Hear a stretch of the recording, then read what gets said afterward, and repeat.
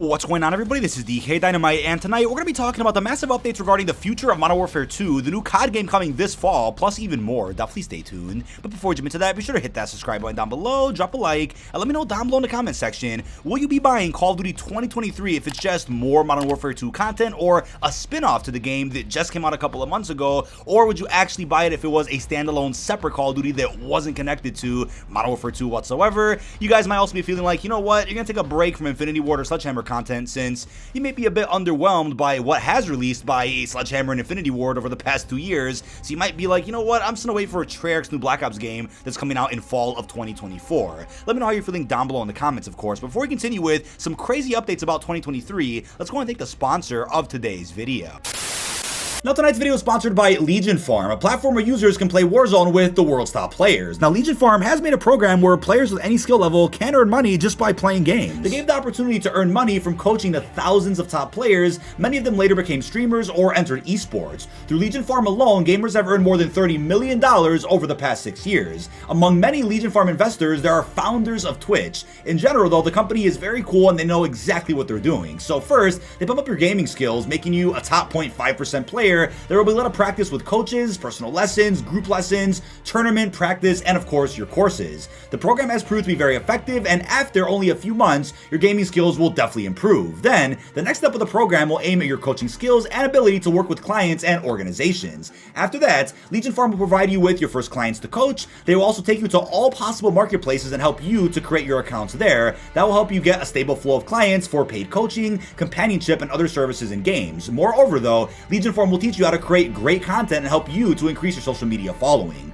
The main point of the program is that Legion Farm guarantees earnings in games. On their website, you can find a list of some of their players who have earned from $3,000 to $8,000 on average. There is a minimum income calculator on the website as well. You'll be able to check how much you can earn depending on your situation, of course. Teaching a new profession and ensuring earnings is a lot of work, as you guys probably know. It is a paid program, which includes a lot of personal work with teachers, the Legion Farm team, and even well-known streamers or cyber athletes. There are two types of programs, though. The first one is the program that lasts about 6 months. Only after that will you be able to earn, but there's a second program, which is a 3-month package for those who want to start faster and receive guaranteed earnings starting from $1,000 a month. In general, the program does pay off very quickly and is definitely worth it. Now, if you're ready to start working with Legion Farm, whether it's for a job or for coaching, you can click on a special link in this video's description or the pinned comment to start working with Legion Farm today and get $10 towards your first session. But thank you to Legion Farm for sponsoring tonight's video.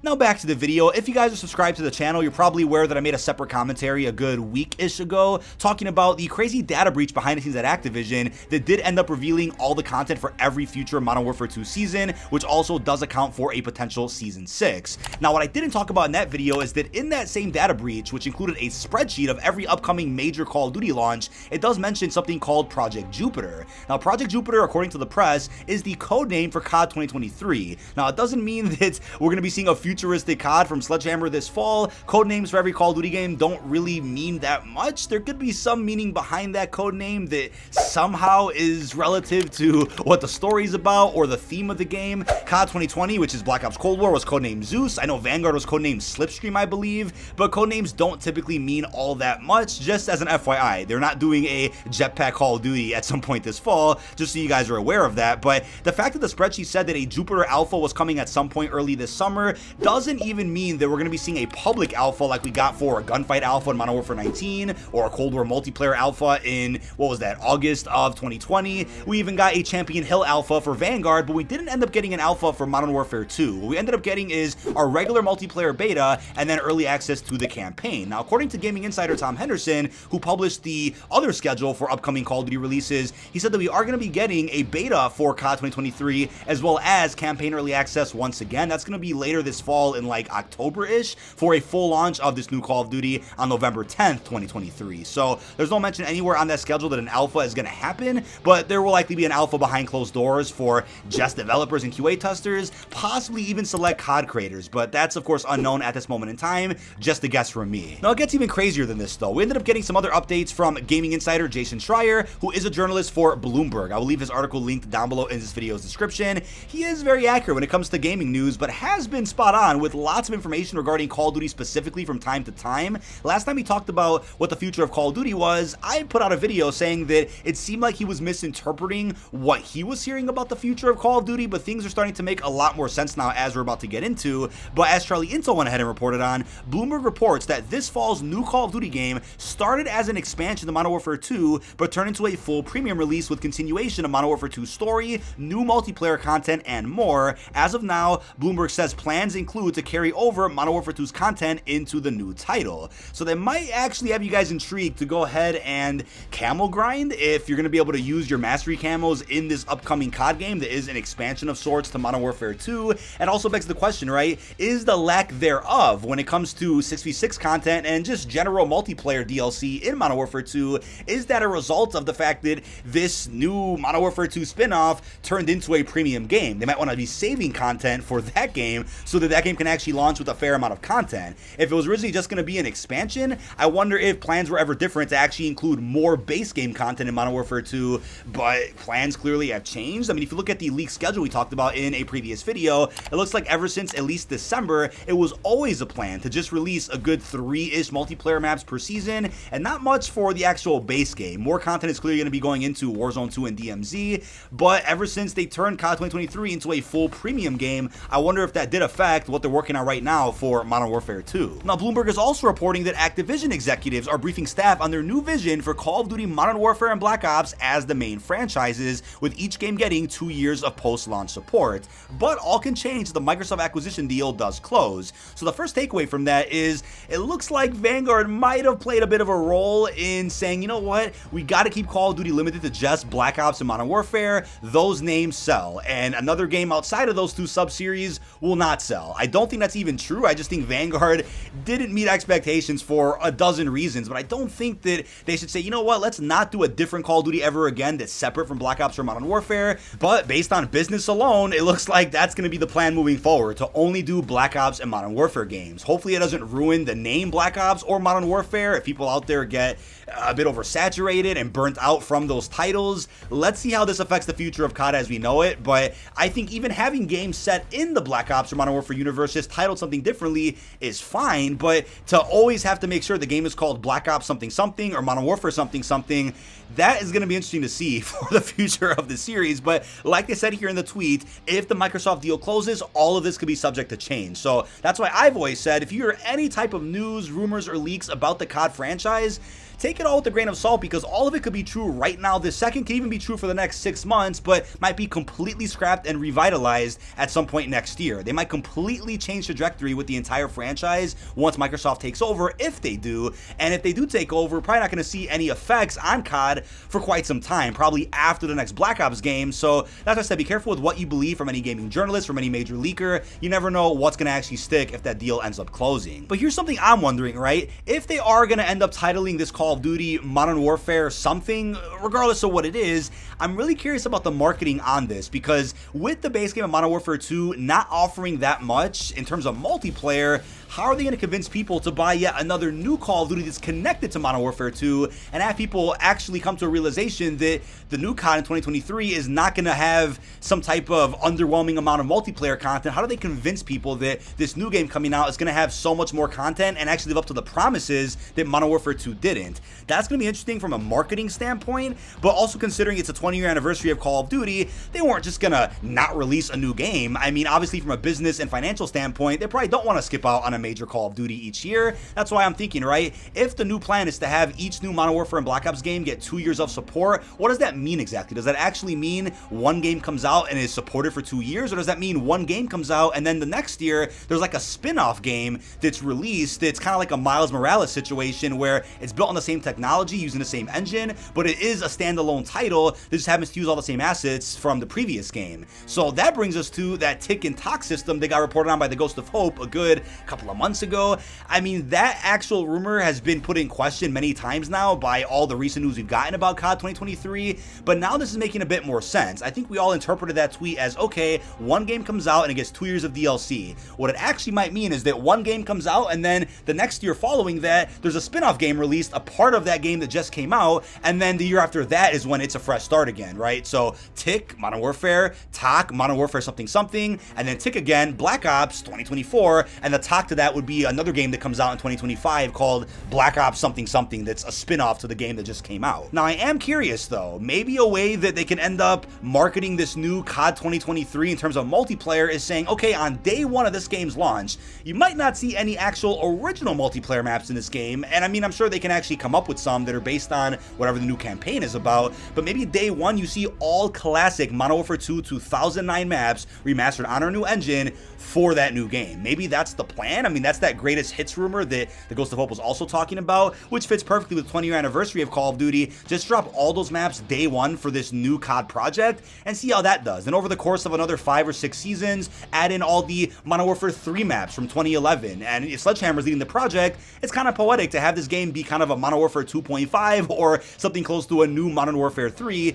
Do that. I think that would probably make sense and still somehow slide in some original maps on top of that. But when they say that content might transfer over to Modern Warfare 2, that's probably referring to bundles, of course, battle pass progression, maybe even mastery camos, and then maybe if new maps are added in, the new maps that get released are for Modern Warfare 2, not COD 2023.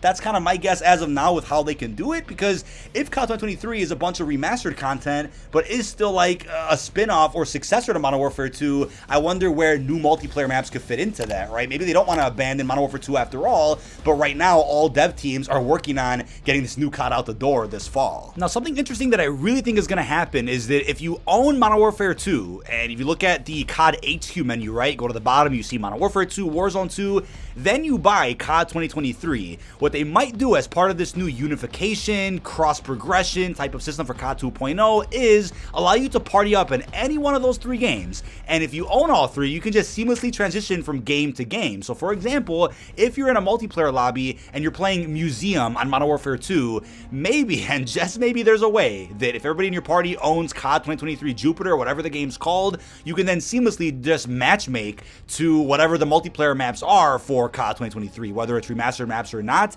It could be this seamless type of connection that we haven't really seen before, and because of the new COD HQ menu that we have, you'll see all games sitting there at the main menu right there. So in a way, COD 2023 does kind of serve as an expansion to Modern Warfare 2, where it'll tell you inside of Modern Warfare 2, hey, you don't own this game to play these remastered maps. It'll act that way, but it still is its own game that you have to click on if you want to play, let's say, the campaign or zombies is potentially tied to whatever the project is. But when it comes to 6v6 multiplayer, it'll be seamlessly integrated in a way that we just haven't ever seen before. Now, there's also some mention here in the reporting that Treyarch also has a helping hand on that game. Don't freak out. I want to say, because of how successful Ranked has been for Modern Warfare 2, we'll either see 2 years of support for Ranked here in Modern Warfare 2, or another Ranked mode added into COD 2023. It's going to be on the same engine, of course, and probably utilizing Modern Warfare 2 2009 maps. So Treyarch will probably just copy paste over what they've already done for Ranked and Vanguard and Modern Warfare 2. It's on the same engine, of course, and throw that into 2023. That shouldn't at all affect Black Ops 2024. I hope Treyarch doesn't have to pull some strings and do a bunch of lifting on whatever this project is. I doubt they're gonna have to, so don't freak out just yet until further notice. But I don't think whatever Treyarch's involvement is on this project has anything to do with their core development on their actual premium COD, which isn't coming out until 2024.